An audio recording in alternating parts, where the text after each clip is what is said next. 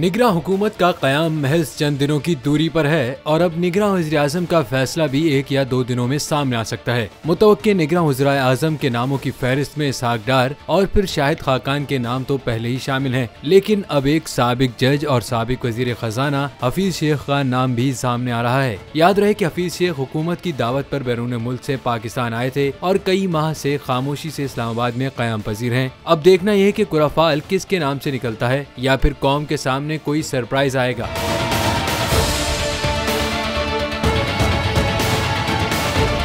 यहाँ ये बात भी ज़हननशीं रहे कि माजी के बरक्स निगरां वज़ीर-ए-आज़म के मनसब के हुसूल के लिए मुल्क भर से मुख्तलिफ शोबों की लाताद शख्सियात न सिर्फ गैर मामूली दिलचस्पी का मुजाहरा कर रही हैं, बल्कि इस मकसद के लिए सबकत ले जाने के लिए वसाइल और ताल्लुकात इस्तेमाल करने की भी खबरें आ रही हैं, जिससे मुल्क में आम इंतखाबात वक्त पर न होने की कयास आराइयों को तक़वियत मिल रही है। इन कयास आराइयों की इब्तदाई वजह निगरां हुकूमतों के इख्तियारात में इजाफे का एक्ट और वज़ीर-ए-आज़म की जानिब से क़ब्ल अज़ वक्त असेंबलियाँ तहलील करने का फैसला था। इसका मतलब ये हुआ कि निगरां हुकूमत की आईनी मुद्दत अब 6 माह नहीं बल्कि आईनी तौर पर 9 माह होगी और इसे भी हतमी मुद्दत नहीं कहा जा सकता।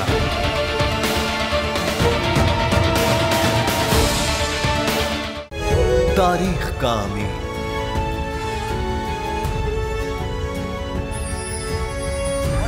आजादी की अलामत,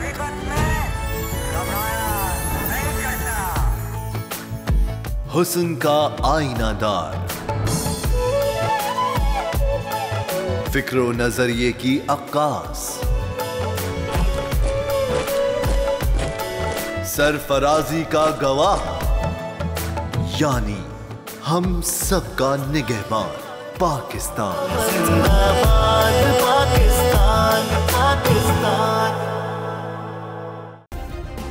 सब्सक्राइब करें और बेल दबाएं ताकि कोई खबर रह न जाए।